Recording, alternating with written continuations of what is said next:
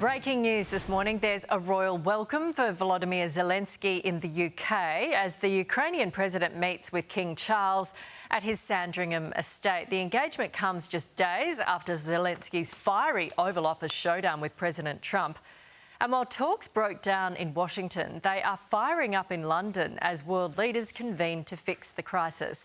For more, royal editor of the Daily Mirror, Russell Myers, joins us live from London. Good morning. Is it unusual for the King to host Zelensky for a second time?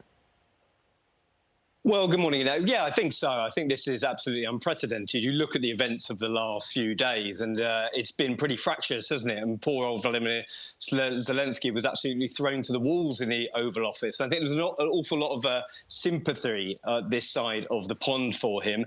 And that's why he's been welcomed with open arms. We've seen him with the Prime Minister Keir Starmer today.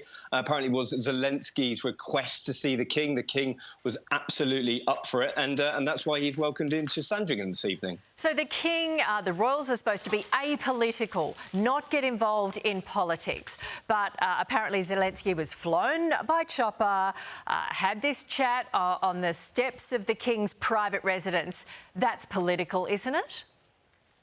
Well, I don't think there's any way getting away from it, is there? And then, you know, today's world is pretty fractious politically, and the King has been brought into it. I mean, we had Keir Starmer in the Oval Office delivering a handwritten letter from the King to Donald Trump. People were saying that that's a political move, inviting him for an unprecedented second state visit. And here we have him meeting Zelensky on the steps of Sandringham, welcoming him into the saloon room. And I think you know, King Charles wants to be a peacemaker. He's done that all throughout his life, hasn't he? And hopefully he will sort of be a convening power in this episode.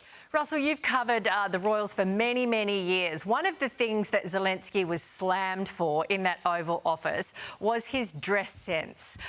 Trump said, you know, you should have dressed up, you're too casual, you should have had respect coming into this Oval Office. Looking at him meeting the King, he's in the same sort of gear, just in a long sleeve top. Do people normally dress up when they meet the King? Well, I think Donald Trump's a pretty sensitive fellow at the best of times, isn't he? And nobody would have expected Zelensky to turn up in a suit. I mean, his country is at war. I've seen pictures all over the news networks of Winston Churchill arriving at the White House when Britain was at war. And so Zelensky has made a point of standing with his countrymen and women who are on the front lines in this instance. And certainly the King wouldn't have batted an eyelid, of course. Elon Musk did have a T-shirt on, I think, the week before. He did put a jacket on, so maybe that was OK. He had a hat on. Do you think the King is going to involve himself more in the issue of Ukraine? Well, we've seen him be pretty outspoken. I mean, he called it an absolutely disgraceful period of our time when it was the second anniversary last year. Just a few weeks ago, he was showing his support at the third anniversary for a centre for wounded veterans of Ukraine. And I think he has an unwavering support for the people of Ukraine and for President Zelensky as well. We've seen that not only with the King, but the Prince and Princess of Wales as well. So while it may be political and certainly rub people up the wrong way in that sense, I think this is a very important moment in our time, isn't it? And the King wants to be at the forefront of history and the right side of history as well.